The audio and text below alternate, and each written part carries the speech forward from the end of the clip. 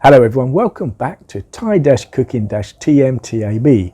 So yeah, you can find us at Thai-cooking-tmtab.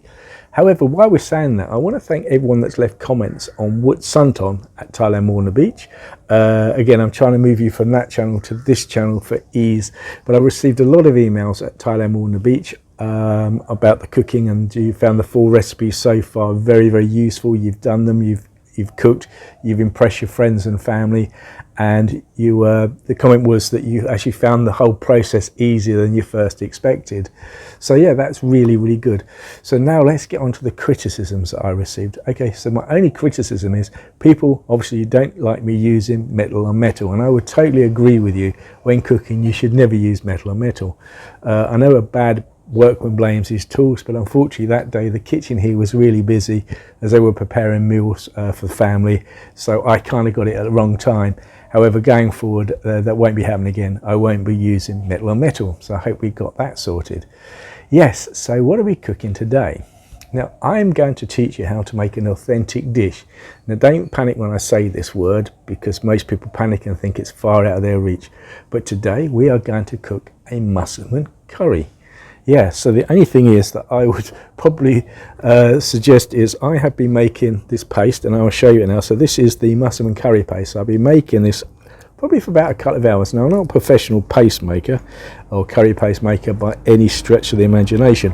However, I know that again, if you go to your local Asian or Chinese stores, you'll be able to find this already made up, and some of them actually come with the coconut milk, so it saves you a lot of hassle. So why would you waste a couple of hours getting the ingredients and then preparing it? I don't know. I certainly won't be doing it again, but I will show you what that looks like in a second. I'll go from this camera to my other camera so you can see what that looks like, and then what we will then do is, after the intro, I will show you all the ingredients that you're gonna need for this dish, and it's actually very, very straightforward. So please don't panic. I know that you can do this. If I can do this, you can do this. And I say, it's Thai cooking made easy as 1, 2, 3. So I will see you after the intro and we will get into this. See you in a minute.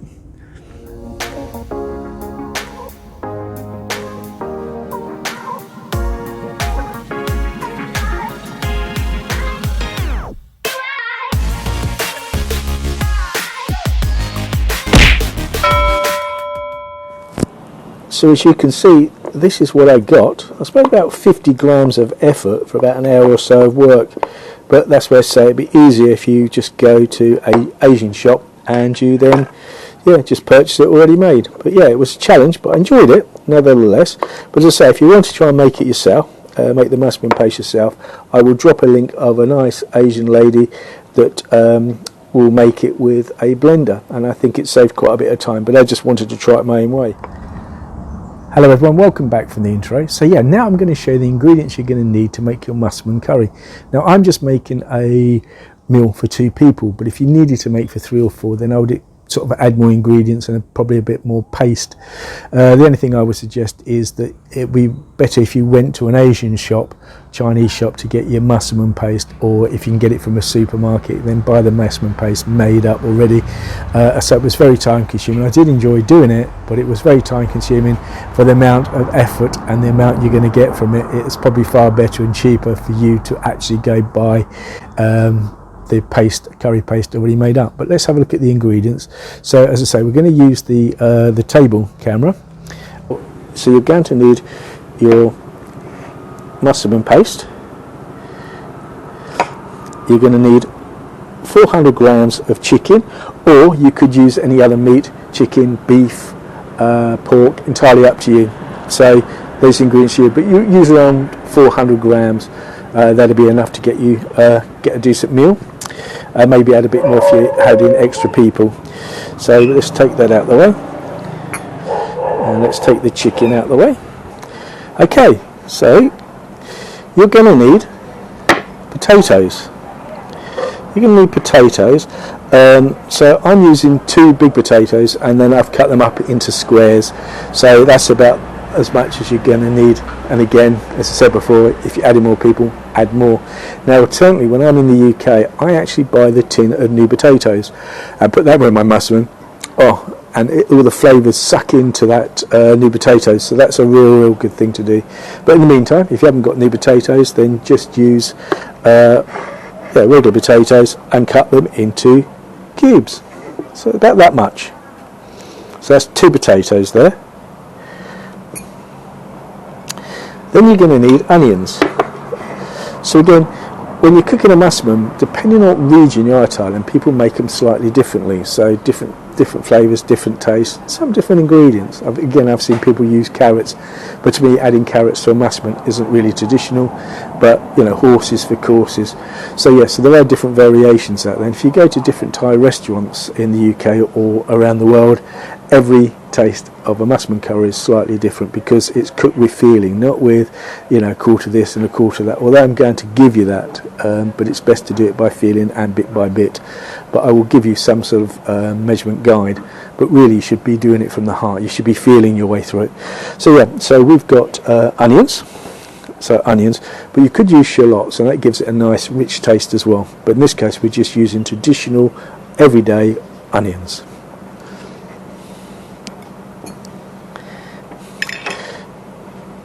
You're going to need sugar, cane sugar.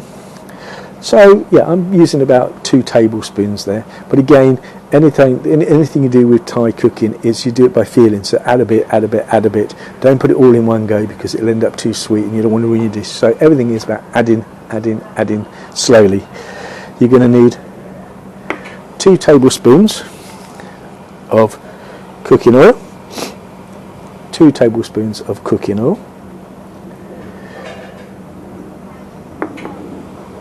You're going to need 2 tablespoons of fish oil.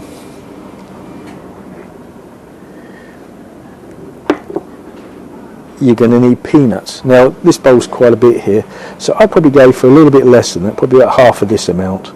You don't want it too much peanuts in there. And again, if anyone in your family or your friends have allergies, please don't put it in, and make sure ask them first if they're okay with peanuts.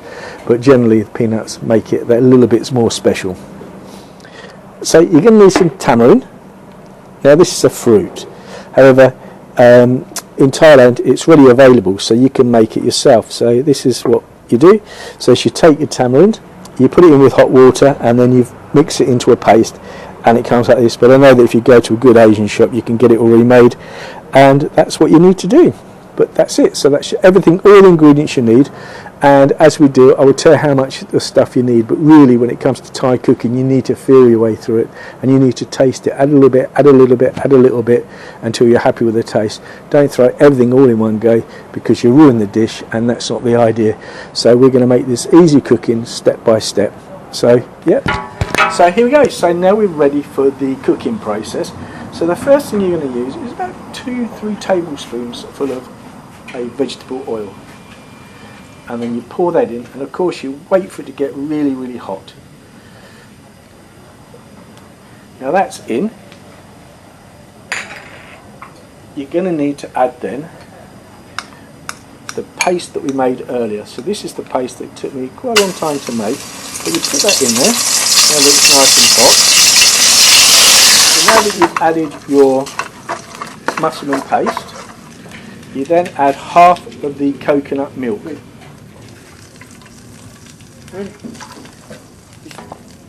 Then you add the coconut milk, which I showed you just now, and then you stir that until it becomes aromatic.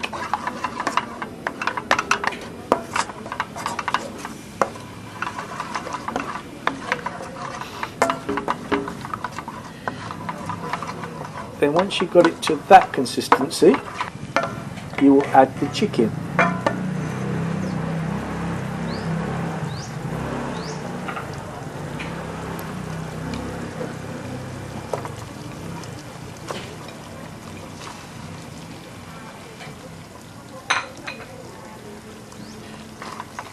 Make sure it's all covered in the massaman paste.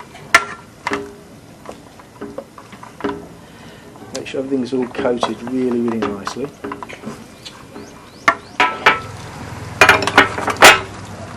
Then, now it's all in there, you then add the remainder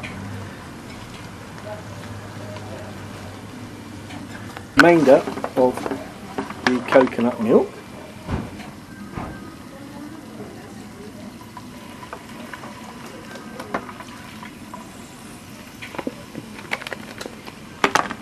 And again, give it a good stir.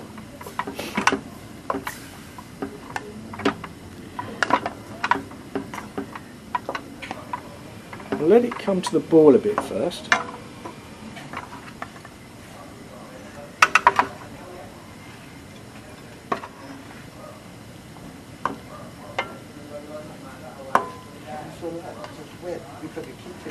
So now it's just waiting now for it to all boil, and then you add the other ingredients. Curry paste appears to be a little bit thick at this stage. Just add a little bit of water.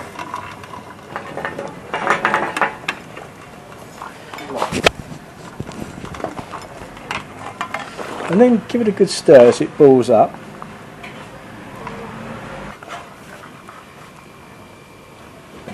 I like to turn the chicken a couple of times to get it nice and coated, but you don't have to. You can just keep stirring the massaman around the chicken.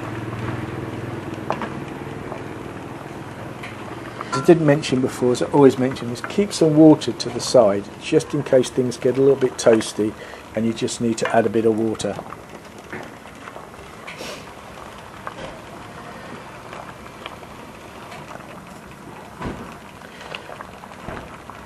You might notice I've got more microphones on today, as people are complaining that they can't hear me when I'm doing the editing of the video. I'm not quite sure why that is, because when I play stuff back, my end, it seems okay. I think it's when I put it onto YouTube, for some reason the sound quality goes. So if anyone's got any advice on that, yeah, please let me know. I'd really appreciate that.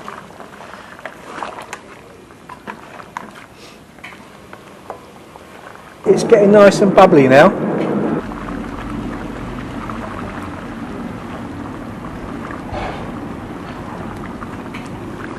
Look at that, it's getting really, really nice. Now you want to leave the meat to simmer. Just stir in occasionally so it doesn't get overheated in one spot or burn. But remember, keep the water to hand. Bearing in mind, I'm actually cooking outside on a small stove, so it's taking slightly longer than it would if I was in my kitchen.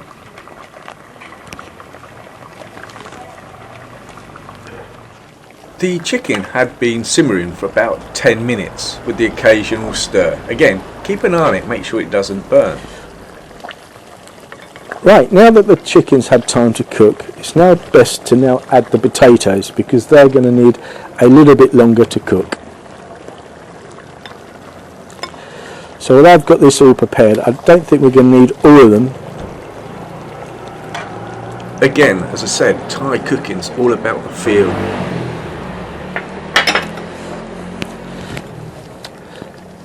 So that's the potatoes. So before, if you're in the UK, I generally add new potatoes, and the new potatoes, because they're softer, they soak up more of the massaman curry and give them a real nice taste.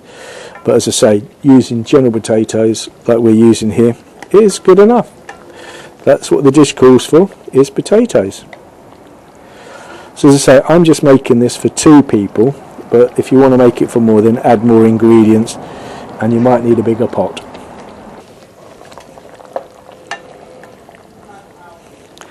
Now the potatoes are going to take a while to cook,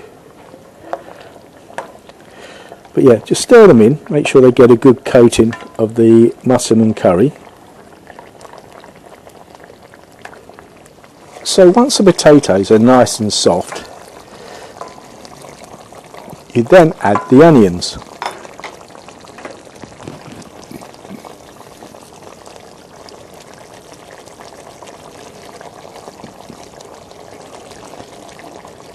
Notice that the onions are cut kind of thickly.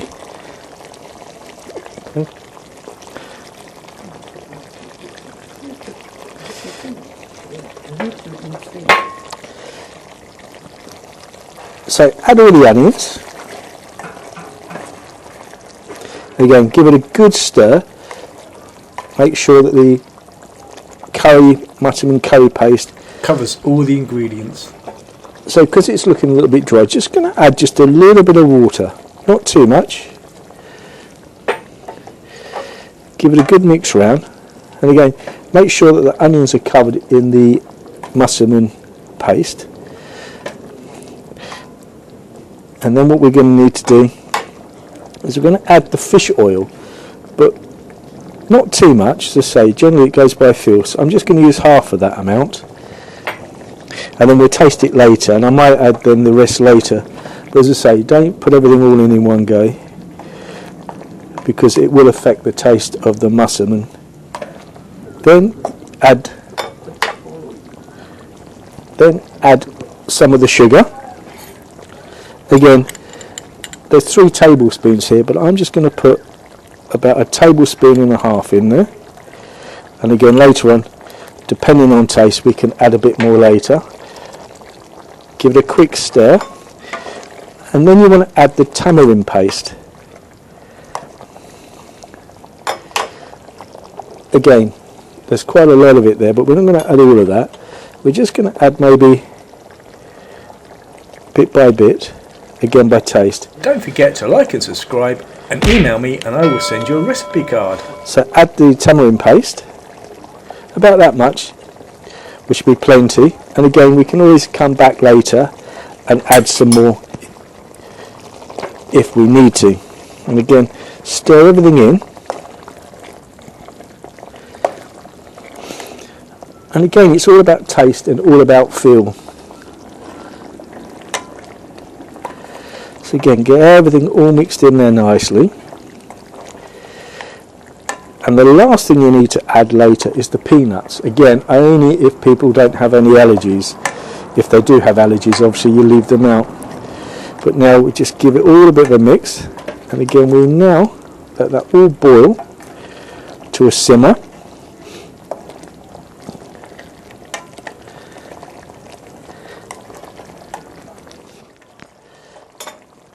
Yep, so make sure that you keep stirring. Make sure everything is all covered nicely in the massaman paste and it all marinades nicely. Then you add the peanuts. Again, I've probably over egged it here, so you don't need that amount. So I'd probably just use a fistful. That's enough. So just use about a fistful. That'll be enough. And then you just stir it again. Give it a good stir and make sure that everything is covered in the massaman paste, and then you let it simmer. Then you let it all simmer until it's cooked. Once it's all cooked thoroughly and cooked through, you then obviously serve it with rice. So yeah, so let's let it all cook up and marinade, and once it's cooked we put rice with it and then we show you. So there you have it, massaman curry, as easy as 1, 2, 3. Yeah, sorry it went a bit dark there very quickly. I think it's because I was cooking outside and things took a little bit longer to cook. But anyway, so the whole cooking process was about 45 minutes. So there you are, everyone. That's how you make massaman curry. So yeah, it's quite a straightforward dish. The only thing is it's the preparation time, this one, especially if you're going to make the massaman paste by yourself, which I probably would advise you don't do that. It was just so time consuming for such a little amount. It'd be far cheaper and easier if you go to your local Asian shop and you buy a pot or you buy a little sort of sachet.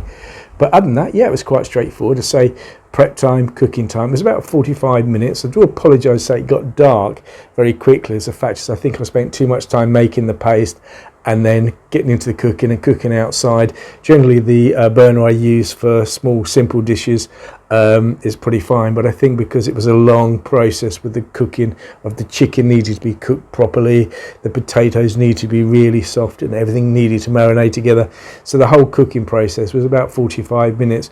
I say it probably been a little bit quicker maybe on the inside if I did it in the kitchen, but you know, I like to cook outside because it's nice and airy. But yeah, and again my sincere apologies for the darkness, but yeah, in future I'll be using my other light out there as a standby. But as I say, the darkness just crept up on me, unfortunately, so I do apologise about that. Anyway, so yeah, so again, send us your suggestions of what you'd like to see me cook next time, and don't forget, on this channel at Thai-cooking-tmtab, send me an email to let me know that you subscribed, and I will then follow all of these up with free recipe cards for the next meals and so forth. Anyway, thank you for that, and I'll see you on the next journey. Bye.